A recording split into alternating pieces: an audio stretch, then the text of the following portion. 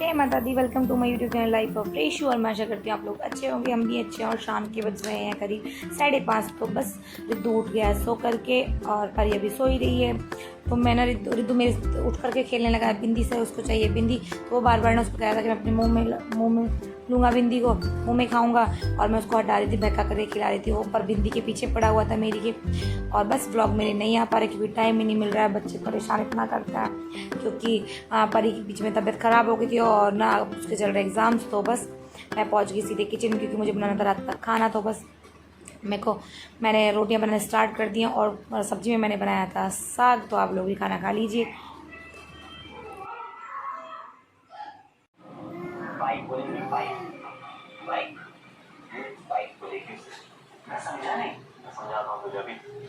हम मानो कि साइकिल को एक बाइक से रोड से टक्कर मारेगी, इससे तो वो गिर पड़ेगा।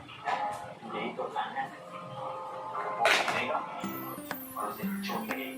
और बस सबका रात का खाना हो गया था तो मैं पहुंच गई थी अपनी किचन में क्योंकि मेरे किचन सारी खाली पड़ी थी। तो मैं उसको फटाफट से समेट देती हूँ। क्या है ना कि परी का एग्ज़ाम है और मुझे ना उसका थोड़ा रिवीजन भी कराना है। तो मैं सोच रही थी, मैंने कहा सारा काम मैं अपना जल्दी जल्दी ख़त्म कर लूँ। खाना भी मैंने जल्दी बना लिया था। तो मेरी सिंक थोड़ी सी गंदी हो रही थी क्योंकि मैंने आज थोड़े चिकने बर्तन मांजे थे, चिकनाई ज़्यादा हो गई थी। तो मैंने सोचा सुबह को नहीं छोड़ती, मैं अभी मांज देती हूँ। क्या ना फिर सुबह को निशान से पड़ जाते, वो दिखते बहुत गंदे लगते हैं। तो बस अभी रिद्धू और परी खेल रहे थे तो मैंने सोचा मैं अपनी किचन में पहले समेट देती हूँ, सारा काम ख़त्म कर दूँ, उसके बाद ही बाकी किसी काम में लगूंगी। क्योंकि क्या होता है ना, किचन में बहुत सारा काम हो जाता है। और आज मैंने वैसे भी ना किचन को थोड़ा सा गर्म पानी से साफ़ करा, स्लैब को, तो थोड़ी सी वो साफ़ हो गई थी क्योंकि ना उसमें थोड़ी क्या होता है कि चिकनाई जमी जाती है। कितनी भी आप समेट लो, कितना भी अच्छे से कर लो, फिर भी चिकनाई जमी जाती है। तो बस मेरी किचन हो गई थी साफ़ सुंदर और सिंक भी सुंदर हो गई थी। और मैं जब पहुंची कमरे में तो आप देखो कमरे की हालत क्या कर रखी थी रिद्धू और परी ने, दोनों ने। अभी क्या है ना, पहले परी कुछ नहीं करती थी, फैलाती नहीं थी, छोटी सी थी तब भी नहीं फैलाती करती थी। और ये रिद्धू ने इतनी शरानी करता है, मतलब कहीं की रैक कहीं कुछ छोड़ता ही नहीं है। यहाँ तक कि ये अलमारी भी ना खोलनी सीख गया है। और बस उसके बाद सारा मैंने रूम समेटने के बाद ना मैंने रिद्धू को लगा दिया है डायपर क्योंकि अब सोने का टाइम हो रहा था इन लोगों का। तो बस मैं सोची थी, मैंने कहा सो जाएंगे तो अच्छा है।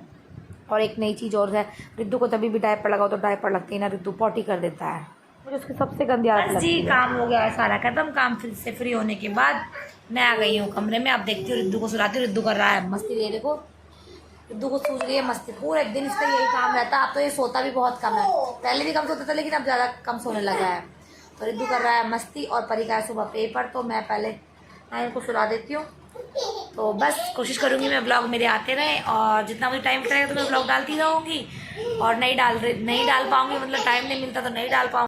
और आजकल ना रिद्धू ना ऑब्जर्व करने लगा चीज़ों को, बातों को, और फिर ना वैसे ही रिएक्ट करता है जैसे हम लोग करते हैं। जैसे मतलब उससे कुछ बोलते तो वो उसी चीज़ को ना उसी बिल्कुल वैसे ही बोलता है जैसे हम लोग उससे बोलते हैं।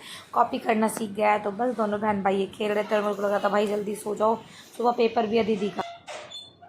बस आजकल ना इसका दिमाग ज़्यादा चलने लगा, क्या करने लगा ये ना स्टूल या चेयर रख करके कुछ भी रख करके, मतलब बेड पे चढ़ना, लाइट बंद करना, लाइट जलाना, इन कामों में लग गया। कभी गेट बंद करता है, कभी गेट खुलता है। तो मुझे इसका डर ही लगा रहता है। तो मेरा ब्लॉग अच्छा लगा है तो प्लीज़ मेरी वीडियो को लाइक, कमेंट, शेयर और चैनल को सब्सक्राइब करके जाएँ। तो आपसे मिलता है नेक्स्ट वीडियो में।